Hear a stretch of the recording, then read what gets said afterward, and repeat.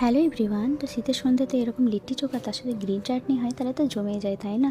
তো প্রথমে দেখো আমি নিয়েছিলাম পেঁয়াজ, লঙ্কা কুচি, আদা কুচি, রসুন কুচি, অল্প ধনেপাতা কুচি, কালো জিরে আর তার সাথে জোয়ান। সব কিছু ছাতুর মধ্যে মিক্স করে দিয়েছিলাম লেবুর রস, সর্ষের তেল, আচারের মশলা, স্বাদ মতো নুন আর চিনি আর জল দিয়ে এটাকে ভালোভাবে মেখে নিয়েছিলাম। এরপরে চোখা, সেই জন্য নিয়েছিলাম আলু, টমেটো আর পেঁয়াজ। এগুলোকে আমি প্রথমে বয়েল করে নিয়েছিলাম প্রেসার কুকারে। তারপরে আটাটা মেখে নিয়েছিলাম আমি নুন আর একটু ঘি দিয়ে।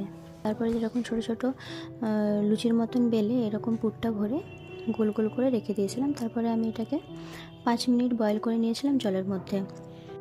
দেখো আলু, টমেটোটা আর পেঁয়াজটা বয়েল হয়ে গেছিলো। এটা একটু মেখে এর মধ্যে দিয়েছিলাম নুন, পেঁয়াজ কুচি, লঙ্কা কুচি, ধনেপাতা কুচি, রসুন কুচি, সর্ষের তেল আর দিয়েছিলাম অল্প গোলমরিচ আর দিয়েছিলাম উপর থেকে লেবুর রস। এটা ভালোভাবে মাখা হয়ে গেছিলো। তারপর দেখো চাটনির জন্য নিয়েছিলাম টক দই, রসুন, শুকনো লঙ্কা আর ধনেপাতা, নুন দিয়ে এটা ব্লেন্ড করে নিয়েছিলাম। তো এইভাবে চাটনি রেডি।